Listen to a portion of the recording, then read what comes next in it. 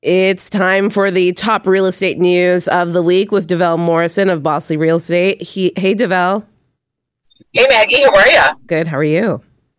Good. Good. So in a new report by Urban Nation and CIBC Capital Markets, more than half of investors who bought pre-construction condos as rental properties lost money last year. Now, I could believe that this year, but last year, things were booming.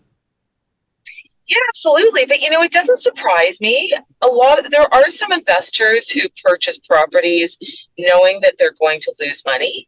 And then they're okay losing $100, $200 or so dollars every single, month on the property. Like they are okay with that. So you think people knew that they were going in losing money? You think they knew that? Okay. Yeah, absolutely. Some people do buy that way. It's funny. As an investor, I don't buy that way, but some people do. They don't mind because they still see that they've got the long-term value over time. Yes. Okay. So the average loss last year, because we're in 2023, was around $223 per unit. This year, looking at an average loss of $400 on average in the first quarter. So what does this mean for units? Like, what does this mean for the future of the market and units going up for sale? Do you think we'll see a decline in that? What are your thoughts on the future? So I would say that to me, it's a scary future for tenants because what that means is some of those investors might get tired of losing that money every single month and they might decide to sell. Right. And so that throws tenants into the musical chairs of actually trying to find a place to live, which, as we know in Toronto, for renters, it's not fun. It's hard to find a place to live. And so that's number one. But number two, some of those units that people are losing money on were built after November the 15th, 2018. So there's no rent control. So that's the other risk for some of those tenants is that now you've got an investor who's maybe losing $400 or $500 a month that might jack up the rent on their tenant to start covering their losses. Well, that was going to be my next question. Will we then see, the cost of condo rents go up as, these investors are trying to just recoup their costs? Yes, absolutely, for sure. So it's not a good time for sure. And we know Toronto needs rental units. Yeah. So this isn't really good for the future, especially with the immigration numbers that are, being touted around, right? Yeah, I want to get to that story, but I have one more question about this topic, Develle. We are seeing cranes in the sky everywhere. We've talked on the segment many times about the fact that more condos are being built and are in the pipeline. So what does this mean for the future market of condos if we might see some people selling their condos because they're not making money off of them? We might see, rental costs go up and maybe people choosing not to rent a condos. What does that mean for the future of the condo industry in the next couple of years, especially in Toronto, as we're seeing all these new condo buildings going up? Well, the challenge is now you're going to have investors who think twice about buying a condo to rent it out. Yeah. Because now they're going to think, hey, I can't actually make a decent money and I'm going to lose maybe $500 a month. So now you're going to have less, and we've already seen the pre-construction condo sales have gone down. Yeah. So now this means that some people are going to decide not to invest. And therefore, the bulk of rental housing that has been provided over the last few years has been from investors buying condos and renting them out. So now we're going to see less and less of that. There's also going to be some investors who say, okay, you know what? Instead of putting 20% down payment, I'm going to put down 40% down payment or 50% down payment, just so that way they can still put their money somewhere. They feel that they can take advantage of the appreciation, but they won't lose as much money each month because they've simply increased their down payment. And then sit on it and be patient and see if the market actually revives. Okay. In other news, new immigrants are investing in property at a growing rate. StatsCan found that newcomers who arrived before 2010 made up a higher proportion of investors than their share of the population. A part of this I'm not surprised about, but I mean, it's good news, right? Absolutely. I'm not surprised either. I mean, I think that many newcomers, they hit the rental market, then they want to save money and they want to buy a home. Like that's their dream that they're trying to fulfill. But maybe that some of the immigrants value real estate more than other people do. But I would say I'm an immigrant. Yeah. I was 4 years old when I moved here from Guyana. And so it is instilled in me that I need to save for my retirement and I need to prepare. And so that's what I'm also doing, is investing in real estate. And clearly I'm not alone. There's a lot of others that think that the same thing. So yeah, it's definitely shaping our market for sure. Yeah, I think this is a good news story. What StatsCan has kind of observed, and what some people find interesting, is that the average annual income for immigrants was around $80,000 in Ontario compared to $100,000 for Canadian-born investors. And they see this as being kind of what you said, Devel, just, there's an importance in maybe putting aside money towards getting a home, more real estate, as opposed to, maybe an RSP or, other sort of savings plans that there might be out there. People look at acquiring property, a home, as being a better investment. Yeah, no, absolutely. And we know that we do have a small degree of foreign investors who also value our real estate, that want to be here. So our real estate's a good thing, right? People just want more of it. And, of course, the best time to buy real estate was 10 years ago. Yeah. And then the next best time is now. Exactly. Sad story in Hamilton of this Hamilton couple who were killed by their landlord. Dominated headlines for the better part of this week. We now know the couple were planning on moving out on June 1st when a dispute ensued. And we think it was around mold in the home. Obviously, this is an extreme case, Devel, but just a sad case of a landlord taking out his anger, I'm assuming, and ending this beautiful couple's life. Yeah, it's tragic. I mean, no one deserves to die. I don't care what the issue was, right? I do think it's interesting that the landlord, I believe, was estranged from his family. And he had a lot of guns that were registered. Mm-hmm. So I think that there was a lot more going on the landlord side versus anything that the tenants could have done, quite frankly. And I mean, being able to live in a safe space, right? Obviously, there were mold issues. This is what we're hearing from family and friends, and there were concerns about this. What can somebody do? I mean, obviously, going to the landlord-tenant board is one way, but of course, we've heard about the backlog. We've talked about that on this segment as well. But if you do end up in some sort of a confrontation with your landlord, what sort of protections do you have? Well, I mean, if it's a serious confrontation, then you simply call 911. Well, of course, yes. Right? Yes. But other than that, you've really got to contact a paralegal so that they can sort of work your case through that landlord-tenant board system. Yeah. So it's not great for either party. There really isn't a forum to get a quick resolution, because going through that landlord-tenant board, as we mentioned in previous segments, that could take a year to 2 years to get a tenant case heard. Yeah. That's crazy. And you can't be living in a situation where there's mold for that long at all.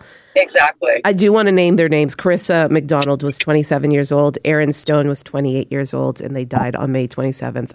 Let's talk about some non-real estate news. Sure. There has been a lot of people seeing red this week. Mississauga Mayor Bonnie Crombie proposed that the city support a call to have the federal government change the lyrics to "O Canada."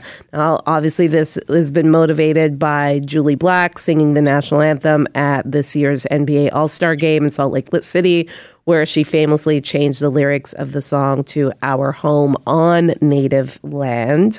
There are many people saying, do not touch the anthem, and also questioning if this really is in the jurisdiction of Bonnie Crombie. Obviously, it isn't. She's the mayor of a city. This is a federal conversation.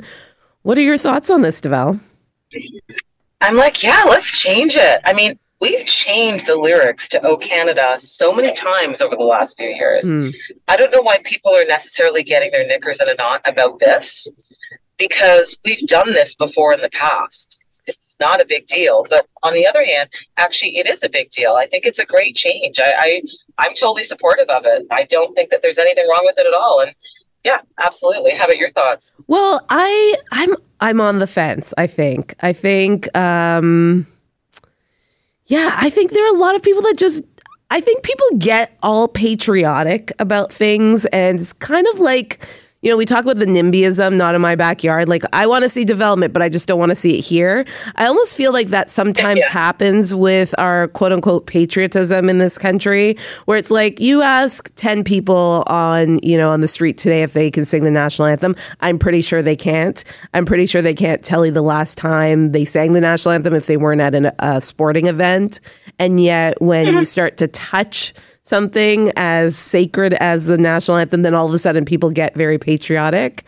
So on that end, I'm like, hey, let's change it. It makes sense. Our home on native land, we are standing on land that is not ours, that belongs to Indigenous people. But on the other end, I'm like, there are so many other issues. You know what I mean? Like, there are so many other issues in front of our federal government. Is this really the thing that we need to bring to, federal MPs at this moment? And so that's why I say just do it, right? Because you're right, there are other things going on. And that's why I feel like it's a no-brainer, just do it. However, one of the challenges, of course, is that this is sort of performative, I'm going to call it, in terms of us trying to respect Indigenous people, because I'm not sure that our actions actually show that we are. Yeah. I think it's great that we created a Truth and Reconciliation Day, but then our Prime Minister takes off on vacation. Yeah. We have that situation where there's still women being found, in that dump site, specifically in Winnipeg. And, they're saying, oh, there's not enough money to go through and actually find the bodies. And so I feel that, hey, I do think it's great for us to change the national anthem, but I think we need to remember that it's also performative. Because we still have Indigenous communities without water, without internet. We need to do better. You are absolutely right. I absolutely agree with that. I think if you were to ask many Indigenous people, yes, they would say this is beautiful. But yeah, how does this fix my day in and day out, especially if they're living on reserve and dealing with, you're right, the unclean water, unsafe situations that, we talk about a lot here on this show as well. So yeah, are we going to put our money where our mouth is? If we're going to change the national anthem, does that mean that we're also changing our posture and the outlook that we have when it comes to Indigenous people that we live alongside? I also just think this is a bit of posturing by Bonnie Crombie, to be honest. I mean, again, this is not the jurisdiction of Mississauga. They have enough on their plate when it comes to separating from Brampton and all of that. I think this is a bit of her posturing, as she is probably going to run for the Liberal leadership. And so this is her kind of flexing her muscles in that way. But that's just my opinion on that one. All right. In other news, has the city gotten louder? So 54% of Canadians believe their city or town has become noisier over the past year, according to a national survey. Do you feel that? Do you feel like the city's gotten louder? Absolutely. But I think it's that, I live at Yonge and Eglinton. Oh, so well then. I lived through a lot of construction. Yeah. So I'm probably biased. That being said, I think that we simply have more people living here, and more people creates more noise. So yeah, I could see that probably all over the city. There's so many areas where there's more condos, there's more businesses because of the condos, there's more people walking around. So yeah, we've just got an increased population. Well, there's also the thought that the reason why we feel that way is because the pandemic had quieted things down so much, right? We were all in lockdown. Your car, my car sat in the driveway for many, many, many months. And so the cities were quieter. There wasn't as much traffic. The air was cleaner. And so some think that really is, now that things are kind of, gearing back up, and especially now in the summertime, that we're feeling the sense of things being louder, but it's really just going back to pre-pandemic. Yeah, no, absolutely. Exactly. You're right. We did have that period where things were a little bit quieter, but you're right. It's just now going back to pre-pandemic mode, and that people are out doing their schedule. But I would also say that something I noticed this week, I was at Home Depot. Yep. And I go, because I'm an agent, I work for myself, I go in the middle of the day, right? Yeah. And what I did notice at Home Depot was there was a lot of cars in the parking lot. And I thought, this isn't Saturday or Sunday. This is because everybody's working from home and can do their errands whenever they want to. And so I think people are getting out more simply because they're working from home and they're taking a break and they're doing stuff. That's so true. I was at Walmart earlier this week, and I was like, okay, this is a Tuesday. Why is the parking lot packed? You're right. I mean, with the hybrid approach, right, we are seeing a difference in just activity, and probably just not our normal sort of after work hours. You'd see the stores packed. It's happening day in and day out, and that would also add to traffic. I mean, I always say there's no rush hour now, right? It feels like every single moment of the day, except for 4 a.m. when I'm on the roads in the morning on the weekends. It's pretty empty. But otherwise, it feels like rush hour is all the time. Yeah, the roads are busy. Yeah, talking about the roads, there is the CAA released their list of the worst roads, and Hamilton tops the list. I'm not surprised. Barton Street East. I actually have a charity that's located on Barton Street East, and I know that street very, very well, and it's pretty rough. But Eglinton Avenue West, Finch Avenue West, and Steeles Avenue East, and Lakeshore Boulevard East also made the list as well. We're looking at the Eglinton Crosstown project that has also just added to the backlog as well. Are you surprised by this list?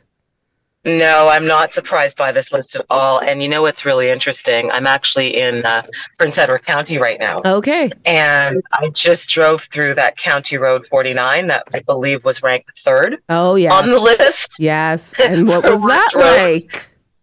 It was bumpy.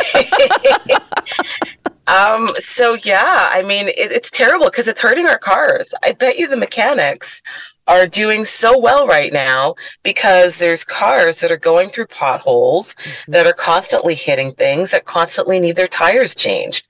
I bet you that industry is making off like bandits because our roads are terrible. Yeah.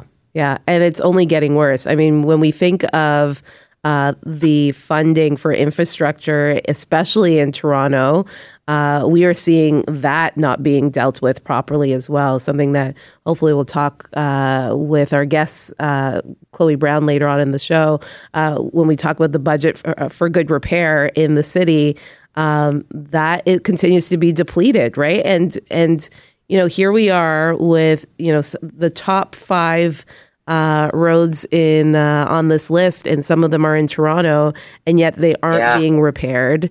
And we are not investing in our infrastructure in the city very well at all. No, we're not. But that's exciting. You're talking to Chloe Brown. I think that she's a really great candidate, and I wish she would get a little bit more press so people would get to know and hear what she's got to say a little bit more. Yeah, well, we're hoping to hear a bit of her platform. She is now kind of bumping up in the polls, and so hopefully that means that we will hear from her a little bit more, and she'll get some more coverage, because we need to hear from more of the candidates that are running for mayor of the city. Thanks so much, Devel, for your time today. Have a fabulous time in Prince Edward County. Thanks so much. Thanks a lot. Have a great weekend. That was Devel Morrison, broker with Bosley Real Estate Limited and regular contributor here on Toronto This Weekend, talking all things real estate. All right, we will take a quick break, get the news of the day, and we will be back with so much more Toronto This Weekend on 640 Toronto.